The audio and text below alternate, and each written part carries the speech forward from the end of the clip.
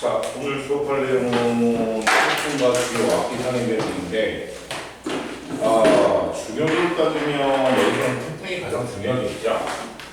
나머지 악기상의 내용들은 그냥 뭐야? 정의, 그죠? 그리고 현상이 어떻게 나타나는지 대책에 대한 얘기가 나오는데, 거의 여러분들이 그냥 읽어도 풀 수 있을 만한 문제들입니다. 그래서 태풍에 대한 얘기 우리가 얘기할 텐데, 태풍 우리가 다른 말로 뭐라고 얘기합니까? 자, 태풍부터 갑시다. 태풍이라는 표현을 우리가 뭐라고 한다? 태풍을 다른 말로 열대정이라고 열대 지방에서 발생을 하는 열대저기압을 우리가 태풍이라고 얘기합니다. 태풍. 그러니까 태풍에 조건이 있습니다. 열대저기압이라고 얘기를 하고요. 그 조건들이 뭐냐? 첫 번째, 자, 발생 지역을 보면요. 발생 지역을 보면 어디에서 발생한다? 위도 5도에서 25도 부근에서 발생을 합니다. 그죠? 5도에서 25도 부근. 그러면 여기서 이제 하나가 뭐냐? 포인트가 왜 적도에서는 발생하지 않을까요? 왜 적도에서는 발생하지 않고 발생하는 지역이 5도에서 25도라고 하는, 그지? 적도는 아니니까, 그지? 그러면 여기서 이제 퀘스천 마크가 붙는 게 왜 적도 지역에서는 발생하지 않을까요? 적도 지역에서 뭐가 생기지 않을까? 회전력이 생기지 않습니다. 회전력이 한쪽 방향보다 전향을 갖기 때문에, 그래서 여기서는 회전력이 생기지 않는다. 회전이 생기지 않아서 적도 지역에서는 발생하지 않습니다. 그 위도 5도에서 몇 도군? 25도군에서 발생하고요. 그 다음에 조건이 이 태풍이라고 하는 것은 우리가 통합학에서 배웠던 지구계 안에서의 권역간의 상호작용에 의하면 수권이 누구한테 영향을 준다? 기권에 영향을 만들어진 거기 때문에 얘는 수온이 몇 도씨 이상? 수온 27도씨 이상인 지역에서 뭐한다? 발생을 합니다. 수온 25도씨 이상인 지역. 그지? 그 다음이 세 번째, 우리가 태풍이라고 한다면 풍속이 얼마 이상? 바람의 속도죠. 풍속이 17m/s 이상이 돼야지 뭔가 우리가 태풍이라고 한다. 태풍이라고 한다. 그리고 얘는 어떻게 달라집니까라고 한다면 발생되는 지역에서도 조금씩 다르죠. 그래서 우리가 태풍이라고 하는 건 어느 북태평양 쪽이죠. 동태평양, 그리고 북태평양, 그리고 대서양에서 발생하는 거 뭐라 그래? 허리케인. 인도에서 발생하는 거 뭐라 그래?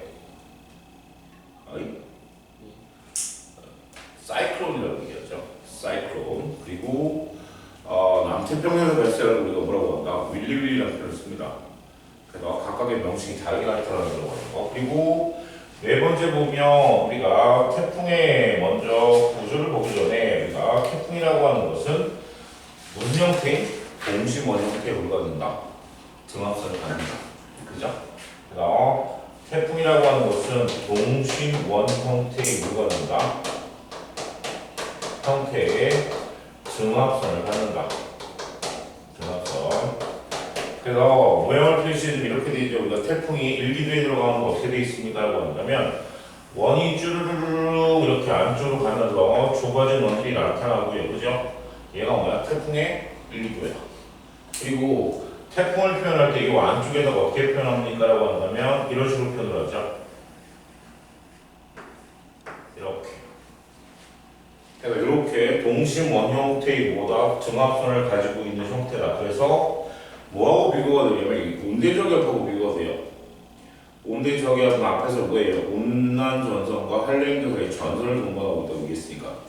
그럼 얘는 정선을 동반하지 않게 되겠죠. 그죠? 그리고 다섯 번째는 얘가 이동 경로가 어떻게 나타납니까?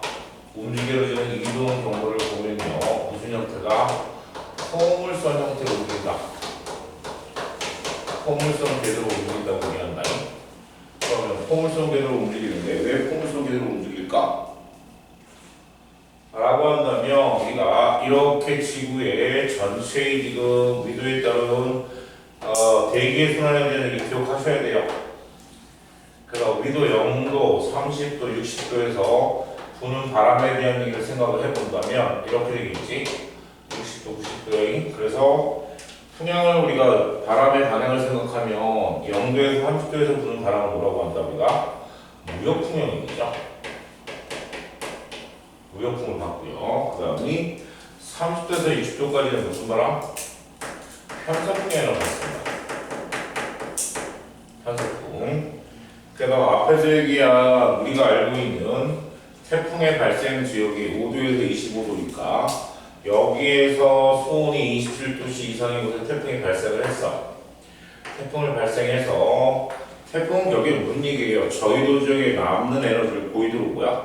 이동시켜주는 역할을 한다는 얘기지. 그러면 얘가 올라가려고 하는데 누가 밀어? 무역풍이 왼쪽으로 살짝 밀어버립니다. 그죠? 그러니까 얘가 올라가는데 양가 왼쪽으로 서쪽으로 치우친 상태로 가다가 30도 넘어가면 목을 탄다. 편서풍의 영향을 타고 있어요. 이렇게 움직이기 때문에 무슨 형태? 포물 속으로 움직인다. 포물 속으로. 자, 포물 속으로 움직이고요. 다음 여섯 번째. 자, 여섯 번째는요. 우리가 뭐에 대한 얘기를 할 거냐면 태풍의 구조에 대한 얘기를 하자. 자, 태풍의 구조를 보면요. 구조를 보면 어떻게 생겼습니까? 라고 하면 가운데 뭐예요? 강한 원형 형태로 생기면서 밑에서는 이렇게 저기압의 중심이 생기겠죠. 그러면 왼쪽과 오른쪽이 중심의 주변부에서는 무슨 기류가? 상승 기류가 무지무지게 활발한 형태의 뭐가 만들어진다? 이렇게 상승 기류가 무지무지게 활발한 형태의 저기압이 만들어지고요. 양쪽 주변에서는. 그런데 가운데서는 뭐가 되죠? 우리가 가운데를 뭐라고 얘기합니까? 태풍의 눈이라고 얘기하죠. 그래서 요 가운데 있는 태풍의 눈은 말 그대로 뭐하다? 고요합니다. 태풍의 눈이겠지. 눈이 아니라. 그래서 태풍의 눈은 약하나마 무슨 기류가? 하강기류가 형성이 됩니다. 선생님, 저기압의 중심에서 무슨 하강기류예요? 양 옆에 워낙에 강한 상승기류들이 있다 보니까 가운데가 뭐가 되는 거야? 하강기류가 나타나게 됩니다. 그래서 하강기류가 나타나고요. 그래서 태풍의 눈은 말 그대로 뭐야 하는 거야? 고요, 정막입니다. 구름 한 점 없고요. 그리고 얘가 무지무지하게 발달된 태풍 같은 경우에는 반경이 얼마나? 수백 킬로까지 갑니다. 지름이 수백 킬로까지 가기 때문에 대단히 뭐가 큰 상태다. 큰 상태. 그래서 이 중심부에 따라서 우리가 나타내주고 있는 기압하고 뭐에 대한 얘기, 풍속에 대한 부분을 우리가 생각을 해보면요. 자, 이렇게 해서 우리가 기압이라고 하는 것하고 풍속에 대한 얘기를 한다. 자, 그러면 가운데 뭐예요? 태풍의 눈이 있다라고 한다면 기압은 어떻게 된다? 태풍의 눈에서 가장 작습니다. 왜? 저기압 중심부니까. 그래서 기압은 이렇게 해서 태풍의 눈에서 뭐한다? 가장 작게 나타나고요. 그래서 기압의 변화가 태풍의 눈에서 가장 작게 나타나는 거 기억하시고요. 그 다음에 풍속이라고 한다면 그 풍속이라고 하는 건 바람이 얼마나 세게 얘기하는 거니까 바람의 세기는 어떻게 나타납니까? 그러면 바람의 세기는 양쪽에 태풍의 주변부에서 뭐예요? 최대가 되었다가 이런 식으로 가겠지. 오케이? 그래서 태풍의 눈보다 주변부가 훨씬 더 큰 게 뭐다? 얘가 바람의 속도, 풍속에 관계다.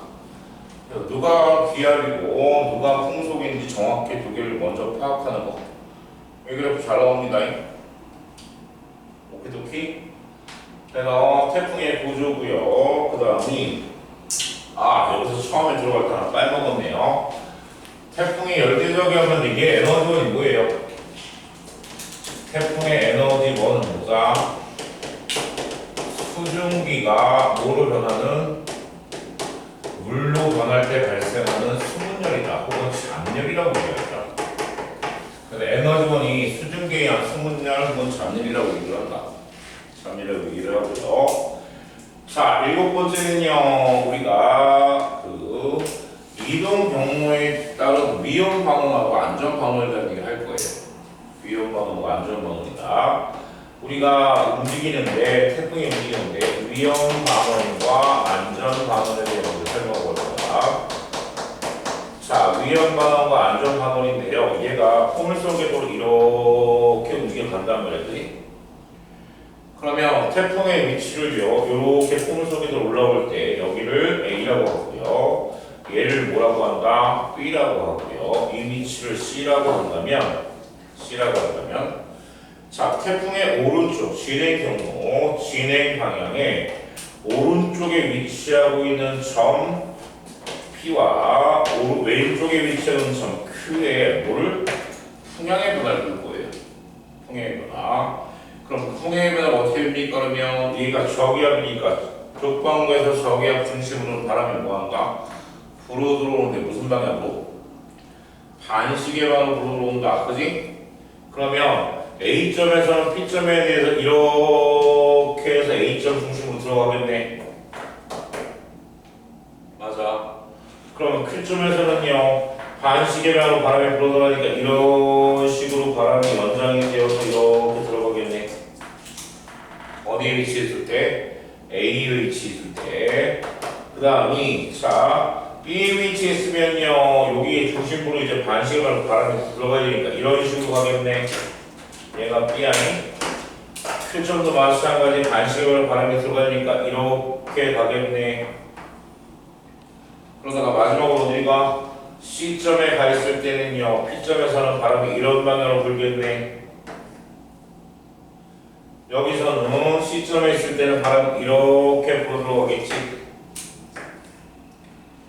자, 위험 방향을 어느 쪽이라고 하는가? 오른쪽입니다. 오른쪽. 태풍의 진행 방향의 오른쪽이 위험 방향인데 그 이유는 뭐 때문이냐면 얘 진행 방향과 바람이 들어오는 방향이 뭐야? 얘가 더해지는 방향이에요. 근데 왼쪽 방향은 뭐가 된다? 진행 방향에서 들어오는 방향이 서로 부딪히는 방향이어서 약해집니다. 풍속이. 그래서 위험 방향 오른쪽이고요. 그러면 오른쪽에서는 A에서부터 B에서부터 C로 이렇게 풍향의 변화가 생기니까 이 풍향의 변화는 무슨 방향? 시계 방향으로 나타나겠죠. 시계 방향의 풍향 변화를 갖는다. 어느 쪽? 오른쪽에서는. 그런데 왼쪽에 가게 되면요. A에서부터 B, C 이런 방향으로 지금 풍향의 변화를 가져오기 때문에 얘는 무슨 방향이다? 반시계 방향이다. 반시계 방향이다. 그래서 시계 방향인지 반시계 방향인지 이게 좀 헷갈린다라고 한다면 여러분들 그 수영의 양법 중에 뭐 있어요? 평형. 알아? 개구리 수영이죠. 어떻게 합니까? 제가 저기압의 중심부라고 한다면 오른손은 어떻게 했냐? 이렇게 돌리잖아. 그지? 이렇게 돌리기 때문에 오른쪽은 무슨 방향? 시계 방향. 왼쪽은 무슨 방향? 반시계 방향.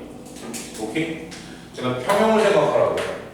수영의 양법 중에 평형을 생각하면 자기 자신을 뭐야? 태풍의 중심이라고 생각을 한다면 오른쪽은 뭐가 된다? 시계 방향의 변화를 보일 테고 왼쪽은 뭐야?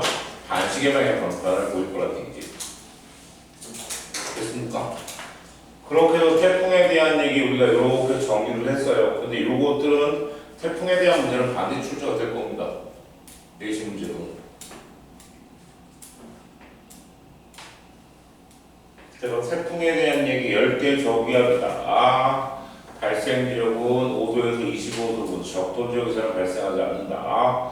수온이 20도씨 이상이고요. 풍속이 얼마? 17m/s 이상이 돼야 되고요. 그리고 에너지원이 수증기에 아니라 숨은 여러분 잔열이기 때문에 얘가 대륙으로 들어가지 못한다. 수증기를 공급하지 못합니다. 그래서 육지로 상륙을 해버리면 얘가 뭐한다? 약해지는 이유가 에너지를 공급하지 못하기 때문이다. 에너지 공급하지 못하기 때문이다. 그것까지 이해를 하시면 태풍에 대한 얘기까지 할 얘기 없습니다. 됐죠? 예, 시험 잘 나옵니다. 예, 포물선계도 아무것도 없죠. 전체적으로 정리를 하셔야 될 거예요. 문제적입하고. 그래서 두 번째는 이제 뭐에 대한 얘기를 설명드릴 거냐면요. 온대저기압과 열대저기압을 비교를 할 겁니다. 그게 자, 온대 저기압과 열대 저기압을 비교를 할 텐데요. 위험 반응이 오른쪽이라고. 네. 위험 반응이 오른쪽이라고. 예, 오른쪽이 더 풍속이 강하고요. 그리고 비해양도 많고요. 강수량도 많고 더 위험합니다. 왼쪽은 안전하고. 왼쪽이 안전방언이죠. 오른쪽이 위험방언, 왼쪽이 안전방언. 진행 방향에 대해서 얘기를 하는 겁니다.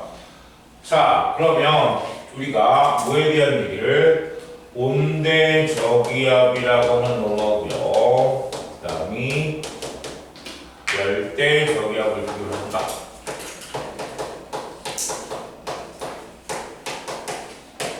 자, 온대 저기압하고 열대 저기압을 비교할 텐데요. 몇 가지를 비교할 거냐면 쭉 얘기를 할 거야 이제. 자, 첫 번째 에너지원에 대한 얘기를 비교해 볼까요? 자, 첫 번째 우리가 알고 있는 에너지원을 비교를 합시다. 자, 온대 저기압 에너지는 뭐예요? 위치 에너지가 뭐로 바뀐다?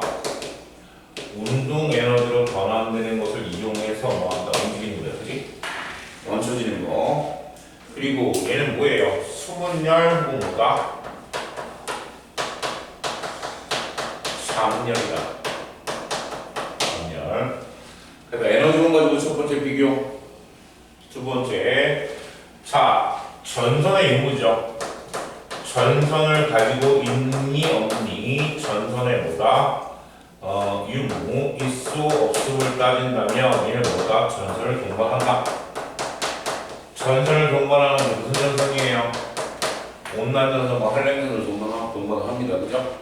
근데 얘는 전선이 있다 없다? 없다. 없다. 그 다음이 세 번째 우리가 얘기할 수 있는 이동 경로에 대한 얘기 비교합니다. 자, 이동 경로를 비교하면 얘는 뭐예요? 온대적이요. 편서풍이죠. 그죠? 편서풍의 영향을 받아서 어디에서도 서에서 동쪽으로 이동하는 형태다. 그런데 얘는 무역풍과 무슨 풍? 편서풍 둘 다 영향을 받자. 무역풍과 편서풍의 영향을 받아서 무슨 궤도가? 포물선 궤도로 움직인다. 포물선 궤도. 그지? 그 다음이 네 번째 발생 장소를 보는 거죠. 발생 장소를 보면 얘를 한대 전선대라고 불러요. 이동 60도 구입니다. 근데 얘는 아열대상이라고 얘기하죠. 5도에서 몇 도군? 25도. 그러니까 온대 저기압과 열대 저기압을 발생하는 장소에 따라 온대 지방에서 발생하는 저기압이 온대 저기압, 열대 지방에서 발생하는 저기압이고 열대 저기압을 비교를 한다는 얘기죠. 그래서 두 가지 정도로 가장 중요한 얘기를 한다면 이렇게 되겠죠. 에너지원에 대한 얘기 반드시 체크를 하셔야 합니다. 그리고 전선의 동반 유무, 얘는 뭐야? 온난 전선과 한랭 전선을 같이 가지고 있고요. 저 시간에 설명드렸습니다만 이 온대 저기압 일생안에 뭐가 있다? 정체 전선부터 어디까지? 폐쇄 전선까지 다 들어가 있습니다. 그 다음이 이동 경로가 얘는 편서풍 영향을 받아서 서에서 동으로 움직이고요. 얘를 뭐한다? 포물선 궤도로 움직인다. 라고 하는 정도만 정확하게 기억을 하셔도 되겠네요. 됐죠? 그래서 태풍과 열대저기압을 설명했고요. 온대저기압과 열대저기압 비교하는 거 간단하게 설명을 드렸습니다. 됐습니까?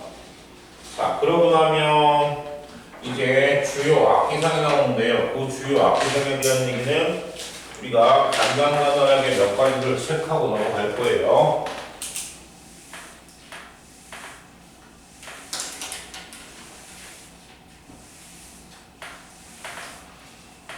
자, B에 남아있는 태풍에 대한 얘기 끝났는데요. 조심합시다. 오른쪽인지 왼쪽인지. 오른쪽은 무슨 방향? 시계 방향. 왼쪽이 무슨 방향? 반시계 방향. 주요 악기상에 대한 얘기인데요. 그 첫 번째로 우리가 뭐에 대한 얘기? 내부에 대한 얘기 할 거예요. 자, 내부가 뭐예요? 천둥, 번개를 우리가 뭐라고 한다? 내우라고 얘기합니다. 그래서 내우가 발생할 수 있다라고 하는 곳은 어떤 지역이다? 강한 상승 기류가 발달해야 된다. 그래서 강한 상승 기류가 발달하는 곳에서 뭐야 나타나는데, 그럼 강한 상승 기류가 발달되는 곳이 어디죠? 한랭 전선의 전선면이다, 그죠? 혹은 태풍의 뭐야? 주변부가 되겠네요. 그래야 그래.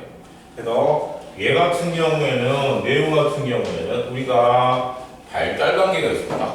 발달 단계가. 그 발달 단계를 그림으로 그려져 있는 게 여러분들 페이지 몇 페이지에 그 112페이지죠.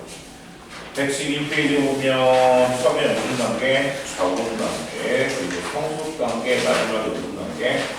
소멸 단계가 나오는데요. 자, 제일 처음에 적응 단계, 적응 단계. 적응 단계라고 하는 건 적응 자체가 뭐예요? 수직으로 발달되어 있는 그룹을 적응이라고 부릅니다. 그지? 그래서 수직으로 발달되어 있는 그룹들이 그 위에 지면이라고 한다면 적응 단계에서는 그렇게 높지 않은 상태의 무슨 기류가? 상승 기류가 발달되는 초기 단계를 우리가 뭐라고 한다? 적응 단계라고 한다. 근데 이때는 내우가 주로 뭐한다? 발생하지 않습니다. 왜? 내우라고 하는 건 뭐가 있어야 돼? 내우가 발생하기 위해서 강한 상승 기류도 있어야 되지만 뭐가 있어야 합니까? 마찰이 있어야 합니다. 대기간의 마찰에 의해서 전자가 오염되니까. 그래서 적응 단계를 지나면요, 그 다음에 무슨 단계예요? 성숙 단계입니다. 이때가 문제가 생기는 거죠. 그래서 성숙 단계는요, 얘보다 훨씬 더 높은 쪽까지 구름이 형성되고요. 그 안에서 무슨 현상이 일어나냐면 상승 기류와 하강 기류가 뭐한다? 왔다리 갔다리 움직인다. 그래서 일정한 곳에는 막 상승 기류가 형성이 되고요. 그리고 그 반대쪽에서는 무슨 기류가? 하강 기류가 형성이 되는, 그래서 올라갔다 내려갔다 상하 왕복 운동을 뭐한다? 계속 나타납니다. 그럼 뭐가 생겨? 마찰이 생기겠죠. 그럼 이들 간의 마찰에 의해서 발생하는 마찰 전기에 의해서 누가? 전자들이 모여있다가 전자들이 한꺼번에 뭐가 됩니까? 방전이 일어나는 게 뭐라고요? 우리가 번개라고 얘기를 하고요. 그 번개가 내려오면서 공기를 진동시키면 뭐라고요? 천둥이라고 얘기합니다. 오케이? 그러면 이렇게 계속 그 성숙 단계 지나서의 마지막 소멸 단계, 우리가 여기 성숙 단계에 대해 잠깐 하나만 더 설명해봅시다. 자, 여기에 나와 있는 우박이라는 얘기를 여기서 해결하고 끝낼 거예요. 자, 우박이라고 하는 것은 뭐가? 이 안에 보면 온도가요, 온도가. 자, 여기가 몇 도씨야? 0도씨야. 그리고 여기가 몇 도씨야? 영하 10도씨 혹은 영하 40도씨 이렇게 나타난단 말이야. 그러면 자, 0도씨 이상에서는요, 물 상태도 존재하지만 뭐도 존재한다? 얼음 상태도 존재하겠지. 그 얼음을 우리가 뭐라고 한다? 그 얼음 상태를 빙정이라고 합니다. 그러니까 그 빙정 자체도요, 적은 단계에서는 뭐한다? 커질 수가 없어요. 왜? 이 빙정이 옆에 있는 수증기하고 닿으면서 뭐가 됩니까? 크기가 점점 커져야 되거든. 그러면 우박이 형성되는 단계도 내유가 형성되는 단계인 성숙 단계에서 뭐가 된다? 얘가 상승하고 하강하면서 옆에 있는 수증기들 계속 뭐니까 붙이면서 크게 커지니까. 그러다가 무게가 무거워지는 거냐? 떨어지는 게 바로 뭐라고? 우박인 거예요. 그러니까 우박은 언제? 이 성숙 단계에서밖에 생성이 안 된다. 우박. 우박이라고 하는 것은 성숙 단계에서 뭐야? 만들어지는 거다. 그래서 우박까지 같이 해결을 했어요. 오케이?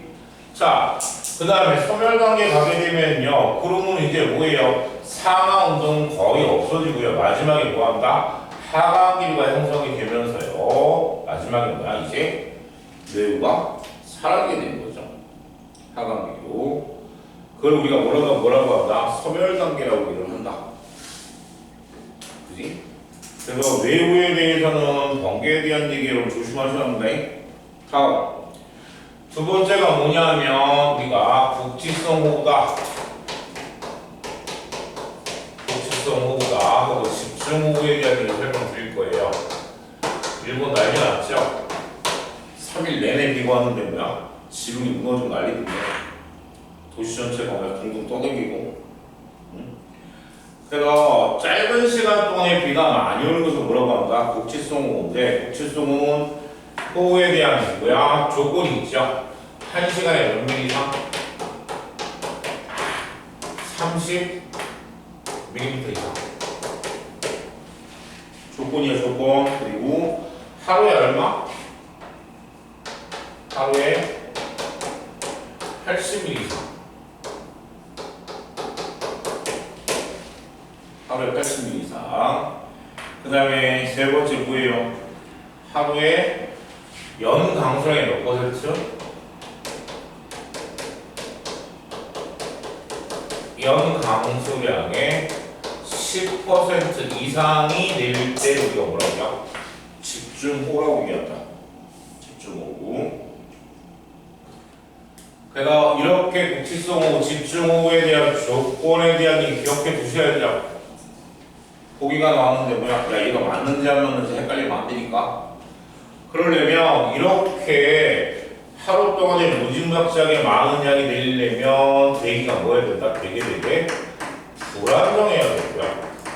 그 대기가 불안정하다는 얘기는 저게 무슨 형의 저온형의 요리에 발달한 무지무지한 구름이 생성되는 상승기류가 활발해야지 마찬가지 뭐가 나타난다? 곡지성호가 나타난다는 얘기지. 맞습니까? 그래서 곡지성호가 나타나게 되면 홍수, 굳이 강의 범람, 농작물의 피해부터 시작해서 엄청난 뭐야? 사건들이 벌어집니다. 자, 그렇게 얘기를 했고요. 3번의 우각은 뭐야? 넘어갑니다. 그리고 강풍이라고 하는 건 여기서 끝내고 할 거예요. 매우 끝났고요. 우각도 여기서 끝났어. 그러니까 강풍이라고 하는 건 바람이 부는데 얼마 이상 14m/s 이상입니다. 초속 14m/s 이상의 부는 바람을 우리가 뭐라고 한다? 강풍이라고 얘기를 하는데요. 주로 언제? 겨울철이나 태풍이 불 때 뭐한다? 주로 발생합니다. 시베리아 계단의 극성을 누릴 때 등압선의 관계 겨울철에 뭐예요? 되게 조밀하게 나타나니까. 그리고 태풍에 의한 뭐야? 풍속. 아까 그랬잖아. 태풍 풍속이 얼마? 17m/s 이상이 되니까. 그래서 얘기를 끝내고요. 그 다음에 이 폭설에 대한 얘기는요. 이렇게 정리를 할게요. 여러분들 전 시간에 배웠던 뭐에 대한 얘기? 우리나라에서 보면 동해안 지방하고 서해안 지방이 틀려요. 맞아. 자, 세 번째 우리가 폭설에 대한 얘기 할 거야. 폭설이라고 하는 건 눈이 무지무지하게 많이 내리는 건데요. 자, 우리나라 기점으로 봐서 오른쪽에 동해안에 나타나는 거예요. 이거 볼록 들어갔을까? 자, 동해안 쪽에서는 무슨 현상입니까? 녹색으로 아시죠? 팬 현상. 알아 몰라?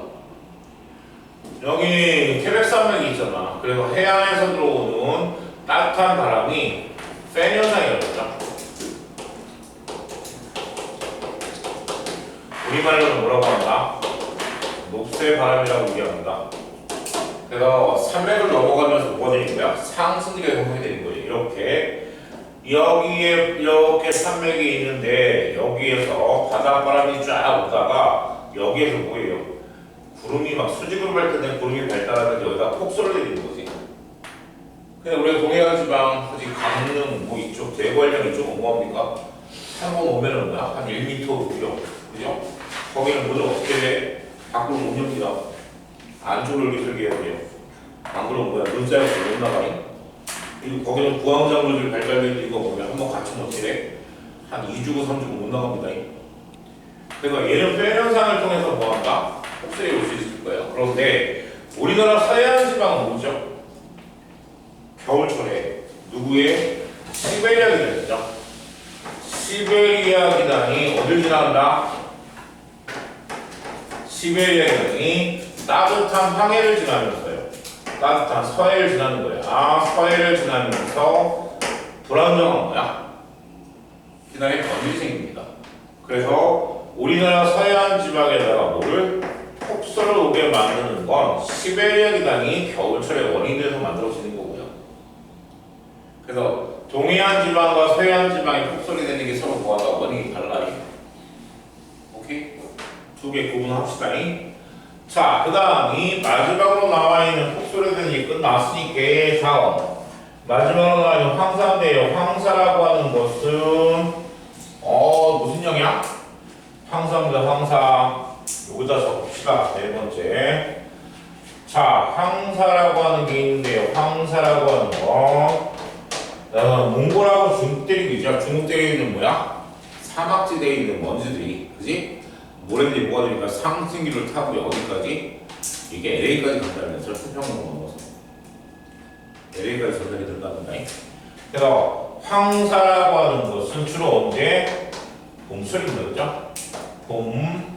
봄철에 주로 뭐한다? 많이 발생을 하고요. 요즘은 쉴 때도 없죠. 봄, 여름, 가을, 대구 입다 겨울철에도 발생하는데 뭐. 그지? 그래서 누굴 타고서요? 얘는 편서풍을 타고서 서에서 동으로 움직이면서 뭐한다? 나타내주고요. 그래서 황사라고 하는 것에 대해서 얘기할 때 이 악영향이 되게 많죠. 그지? 뭐 정밀, 그지? 항공기기에, 그지? 비행기에 뭐야? 먼지가 끼고 정밀기에 파손이 생기고요. 사람의 무슨 호흡기질환 일으키고요. 안구에 뭐야? 병을 일으키고. 근데 여기 황사가 좋은 점이 있죠. 뭐예요? 토양을 뭐하게? 비옥하게 만듭니다. 토양을 비옥하게.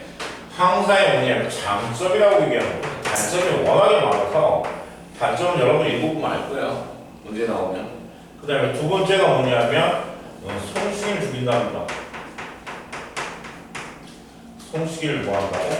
죽인대. 이것도 장점입니까? 얘기한다면 어쩔 수 없는데 원학교 선생님이 가르쳐주시고 이걸 시험 문제 낸 적이 있습니다. 그래서 토양을 비옥하게 만드는 이유는 뭐 때문에 그래? 그 황사 먼지가 뭐가 들어있습니까? 영양분이 들어있다는 얘기죠. 미네랄. 오케이?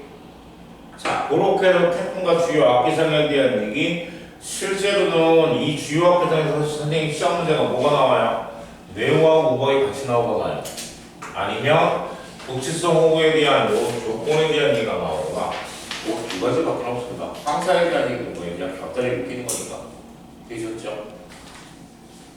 태풍과 주요 악기상 질문 있습니까? 우박이요. 예. 지금 영하 10도 이하로 내려가면 안 생겨요.